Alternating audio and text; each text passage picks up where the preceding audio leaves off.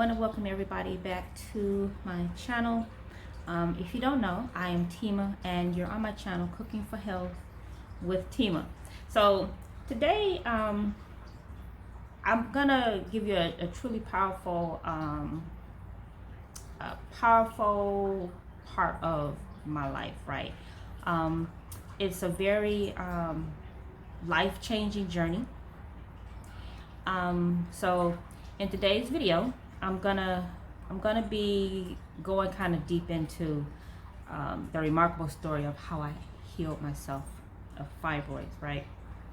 So this is a journey that has really just forever changed my life. So I want you guys to go ahead and grab you some tea, make it some chamomile or some burdock or some dandelion. And so we're just gonna go ahead and get started, right? Okay, so let me just rewind it back to a time when my world felt like it was really just crumbling apart, and I was diagnosed with fibroids. So that's a condition that causes uterine tumors. I'm sure you all know. It causes uterine tumors that brought along a host of debilitating symptoms, right? So I had like sharp pains, heavy prolonged bleeding, bloating and migraines, and and this crap became like my everyday reality, and I was tired, I was frustrated, and I really felt utterly trapped in my own body. And I'm sure that if you're dealing with that, you can attest to that as well, So, but just when it seemed like there was no light at the end of the tunnel, right, I really refused to accept that this was supposed to be my fate. And I embarked on a journey of research, trial, and a lot of error. And because I was determined to find a way to reclaim my health and my well-being, right? So, one vital aspect of my healing journey was just reevaluating my relationship with food. And I completely revolutionized my diet and took charge of what I put into my body.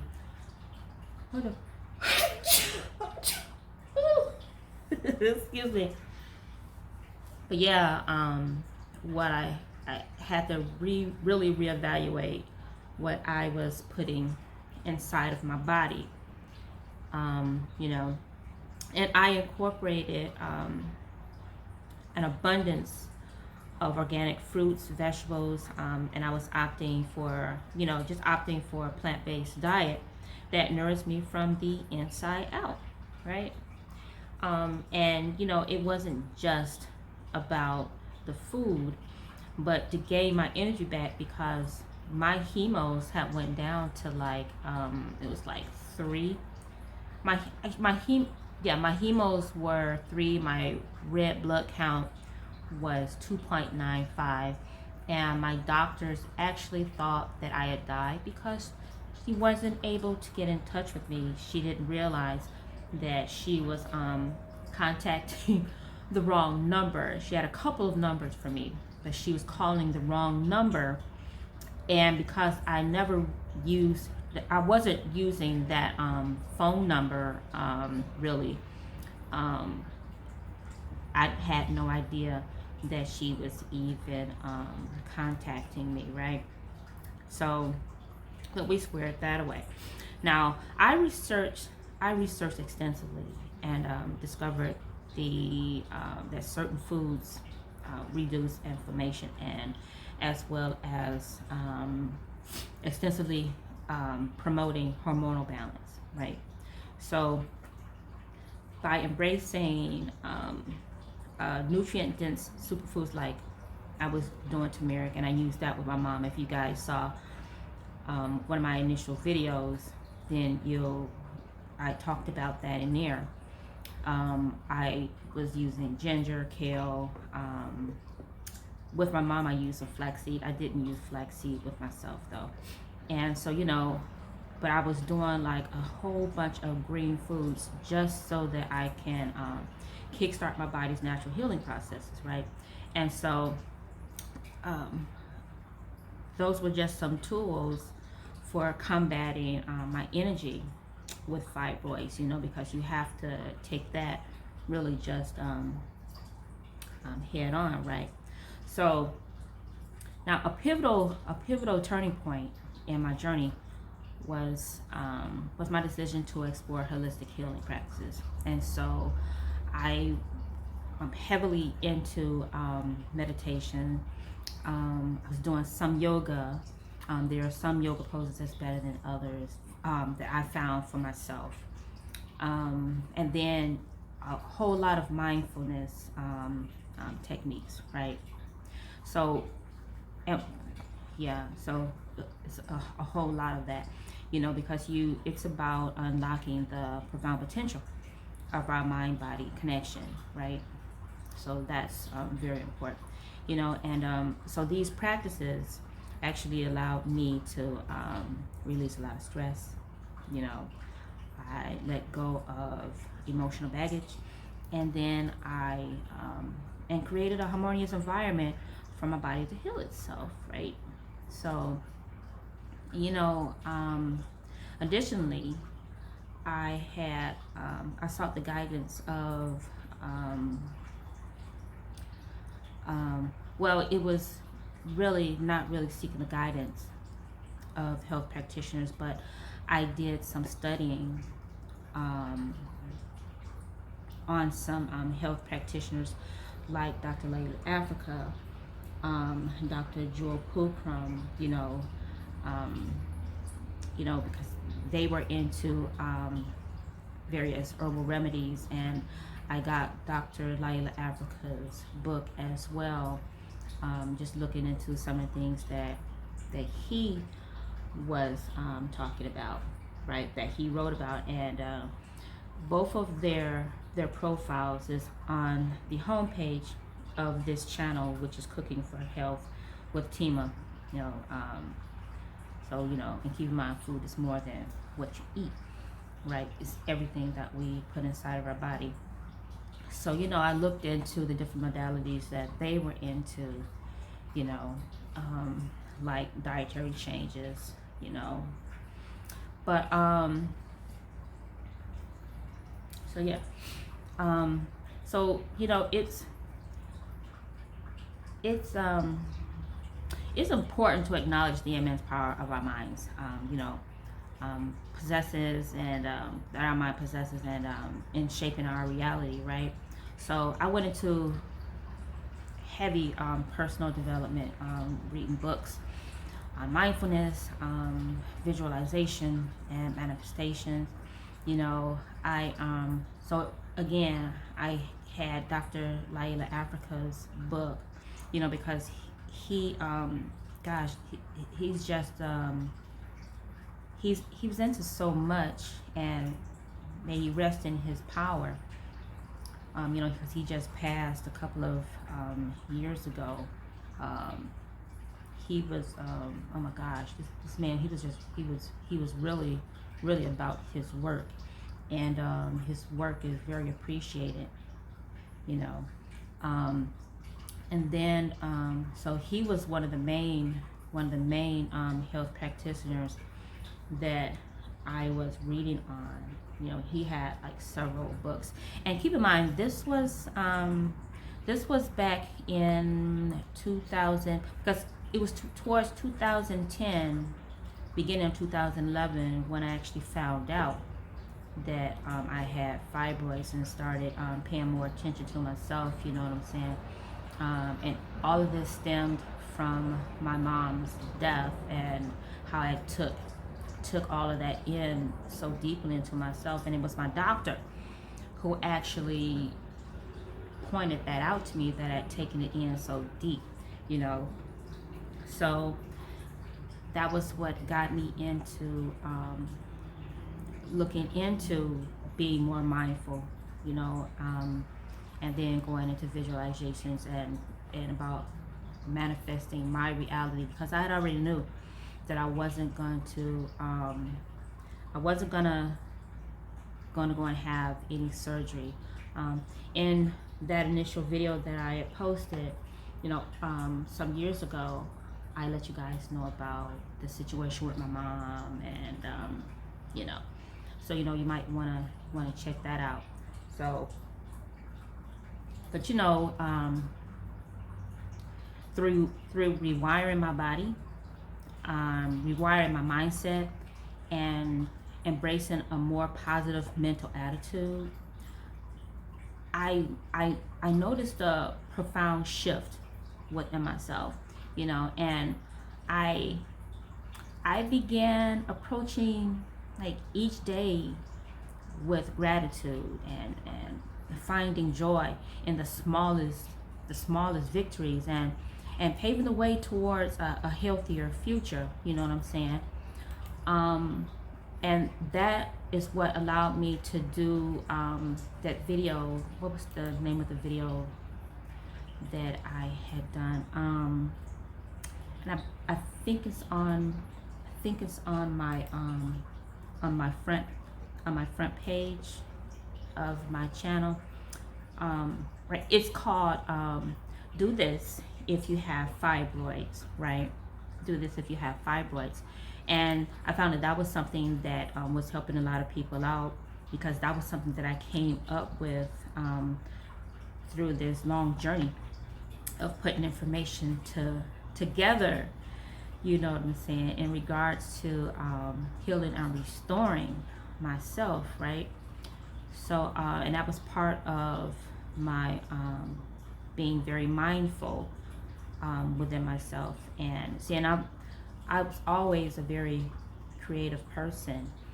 At the age of I think I was about 11 years old when I made my first pair of shoes, and but I was in kindergarten when I was making actual wearable clothes, you know what I'm saying? So I've always been able to manifest things, you know what I'm saying?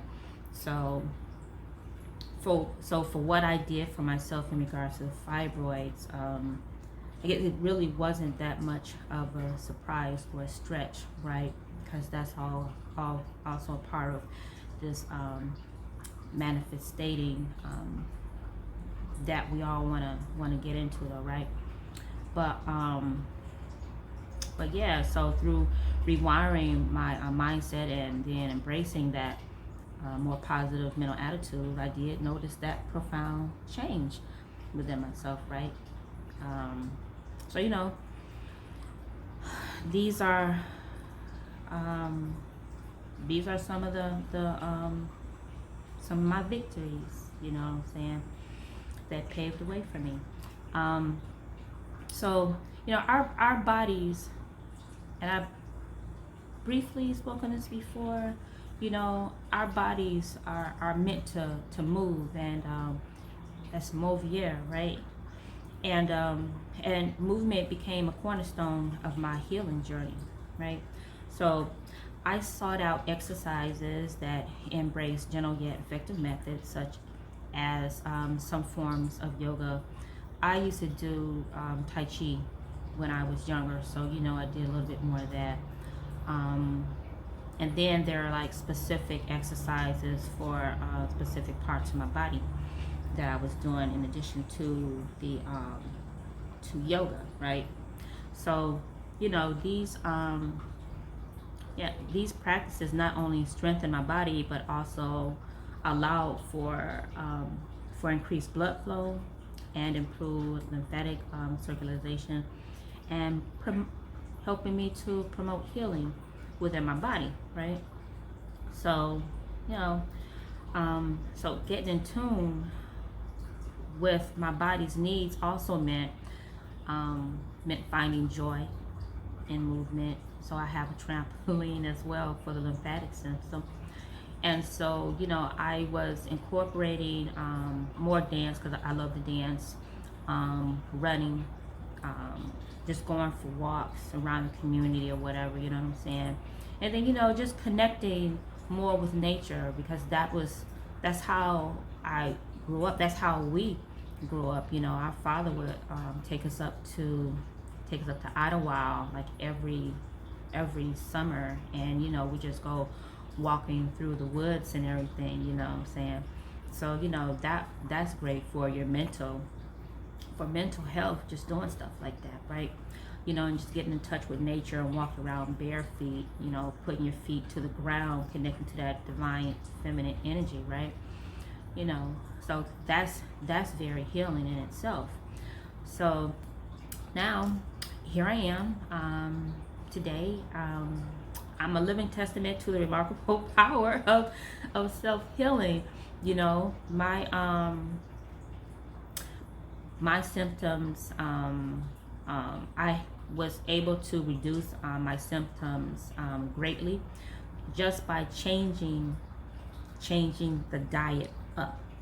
Okay, and then when I came up with using that combination of ACV and aluminum-free baking soda, you know, that was the thing that softened those fibroids, because they were pretty hard, and you know, and I could feel them. You know, whenever I would go to see my doctor, you know, she's placing her hands where the fibroids are, you know, and so, you know, I'm doing the same thing. So, you know, I can definitely tell where they are, you know. So once they started shrinking, you know, and because I'm doing self-exams as well, I could tell that there are some changes. Now, my abdomen wasn't that extended, but it was extended. And so, you know, it started to go down. So, you know, it was very noticeable. And then plus, you know, I had got the bleeding under control, right? And so, you know, a lot of the green foods, you know, they have what's called that vitamin K. So, you know, that's really good for your blood too, and for clotting, you know what I'm saying? So you know, I was doing a lot of that, but they did shrink dramatically, and I started getting them coming out. And so you know, I know that there are no limitations that are bounding me to anything, right? So, but most importantly, I have found afterwards, I found a renewed sense of empowerment, you know, knowing that I was able to take control of my health, and I made choices that that changed my trajectory of my life, you know. And through my journey, I did discover a passion for holistic health, you know, that was inspiring me to change, and to basically not to change, but to share my story and help others reclaim their own well-being, right? So guys, the thing that I really want you to remember is that you have the power within you to embark on your own healing journey, you know, whether it's fibroids or any other challenge that that you may be facing. You know, just harness the strength of your mind, you know, nourish your body with love, and embrace the incredible potential of holistic healing, you know. And you definitely have to not just believe in yourself, you have to know that you can actually do this, because miracles really do happen, you know. And here's something that you should consider as well. So when choosing your foods, you know, genetically modified organisms, or GMOs specifically, you know, basically why consuming GMO foods can have a devastating impact on our bodies. Okay. So there's no secret really that our food system is drastically changed over the years. And it's not even about enjoying fresh and natural produce anymore. Now we find ourselves surrounded by lab engineered concoctions that claim to be bigger, better, and even more resistant to pests. But it's like, at what cost, right? At what cost is this, right? So let's step back and take an understanding into the origins of these GMOs. Because the first time I saw this, it was about farmers over in India. But after a decade of the company's efforts to win Indian government approval for GMO food crops, the seeds remain stuck in regulatory limbo.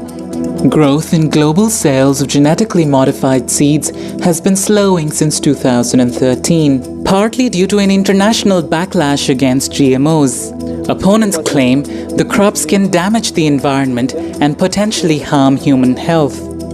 Proponents reject the assertions. The US Food and Drug Administration, the World Health Organization, and the European Commission have concluded GMOs are safe to eat. But the pushback has swept the world. Over in India, and the crops that they were growing, and how they had to always have pesticides on it, and these farmers were having to sell their freaking land to Monsanto, and people were committing suicides because they was losing properties, and these properties were in their families for generations, but they was losing all this because of these seeds that they were getting, because basically they know what they were getting into with this, right?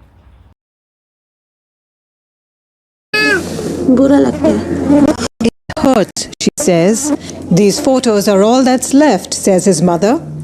Her husband, a cotton farmer, committed suicide in December. He consumed poison, pesticides? Her answer? How? Yes. Why do you think he did that? He was so much in debt, she says, he wasn't getting any money from cotton. 8 years ago, her father-in-law, also a cotton farmer, took his own life too. Right, so these creations, these are a result of altering the genetic makeup of plants and animals using artificial means, right? So we're talking about tinkering with DNA, splicing genes, and creating hybrids that nature never really even intended, right? So that's something that's against nature in itself, right?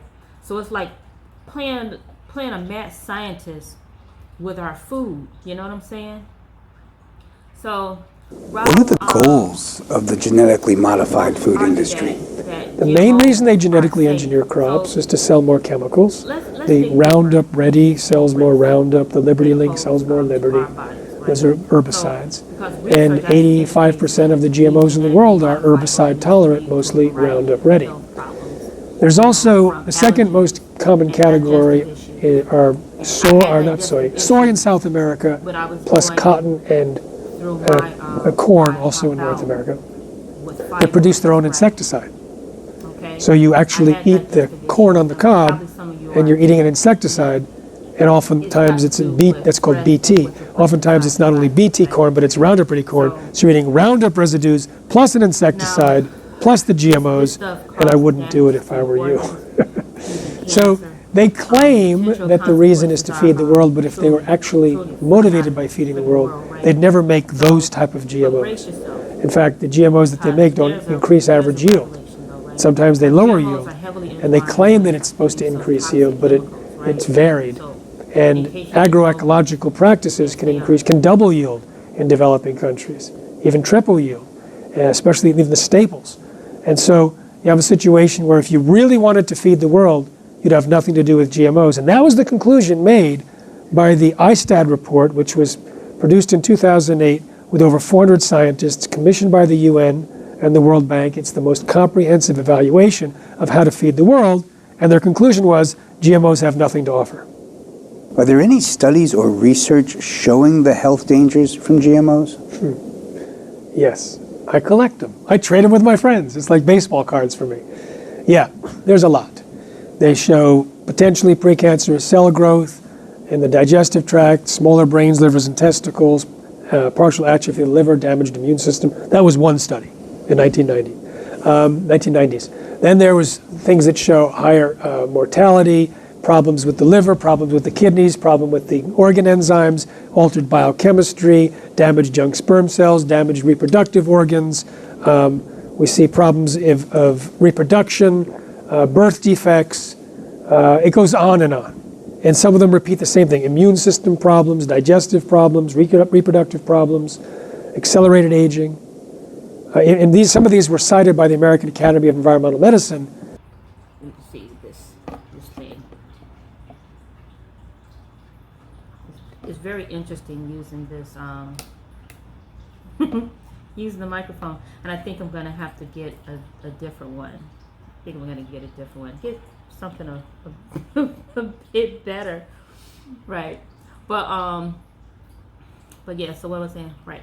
So, but the most commonly cultivated GM crops are like soy, corn, because they're supposed to be engineered to resist lethal doses of herbicides like glyphosate. It's something like that. Glyphosate. I know I'm pronouncing it wrong, but whatever. It's Glyphosate. Glyphosate. Right. All right. So, and these chemicals, they don't just end up on our plates. They actually seep into the very fibers of these modified foods, right? So, yeah, you want to keep eating this stuff and not growing your own foods and stuff, and then complain about the foods that's, yeah. Anyway, so let me not go into that. So, now, so one of the biggest misconceptions surrounding GMOs is that they are they're naturally equivalent to their natural counterparts. But the truth will make you start to really rethink that supermarket trick, right? You're gonna start rethinking about going to the supermarkets and stuff and really wanting to grow your own stuff, because studies have also shown that GMOs have significantly lower nutritional value.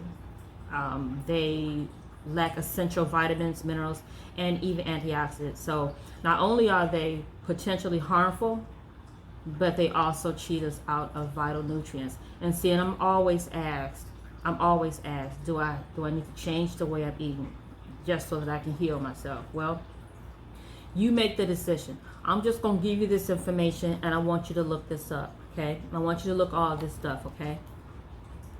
My hair getting inside my ear. Yeah, so do your own research. Don't just take my word on this stuff. Do your own research into GMO foods, genetically modified foods and stuff, all right?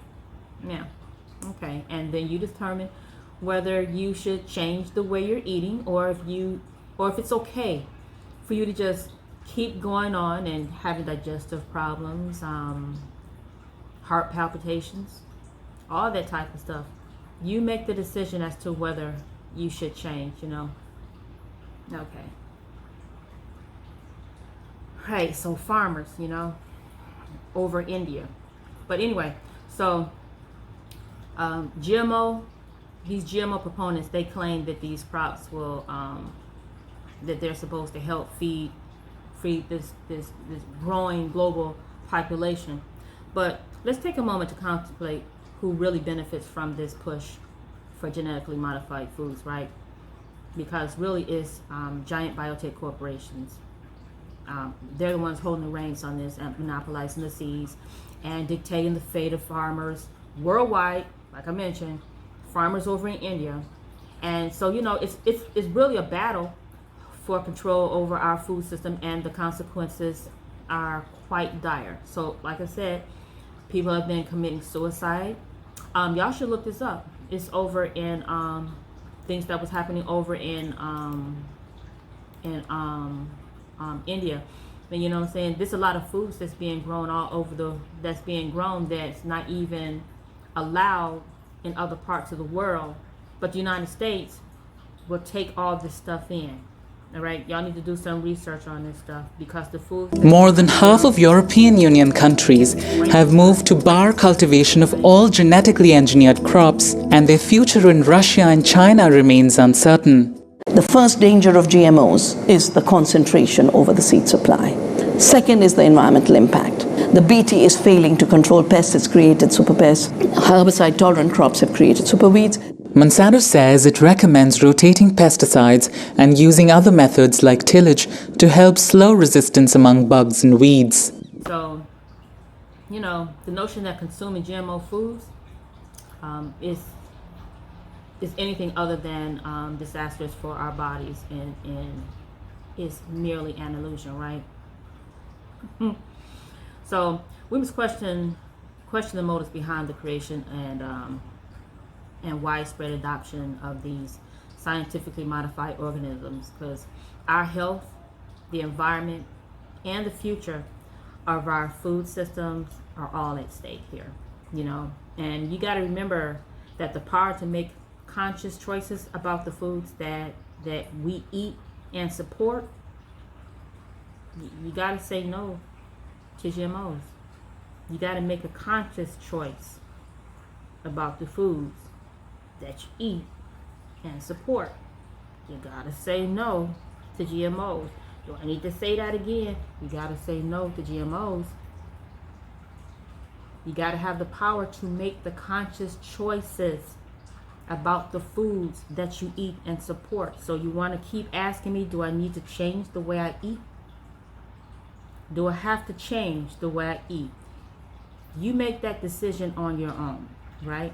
You make that decision on your own. You know, it's not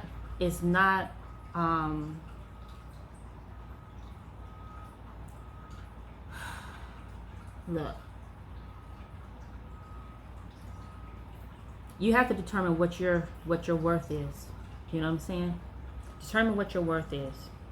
Determine what your mind, body, and inner self is actually worth. And then ask yourself again, do I need to change what I'm putting inside of it? As if you can take off this avatar and put on another sleeve, right? You ask yourself that, right? Because like I've said before, you can continue to do the same things that you're doing and not have a change for the better and continue to go down. But that is always completely up to you, what you're going to be doing, right? That's completely up to you, all right? So, yeah, so thanks for joining me today. Thanks for joining me today, you know what I'm saying? So please like, share, and subscribe to my channel, Cooking for Health with Timah.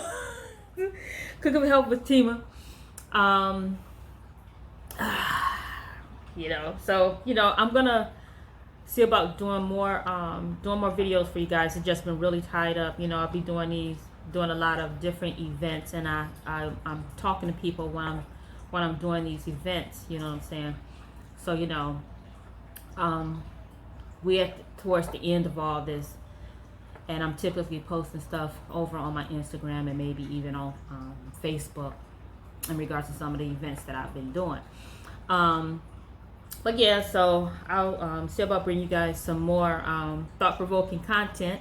So until next time, you know, stay informed and stay bold and brave. Peace out.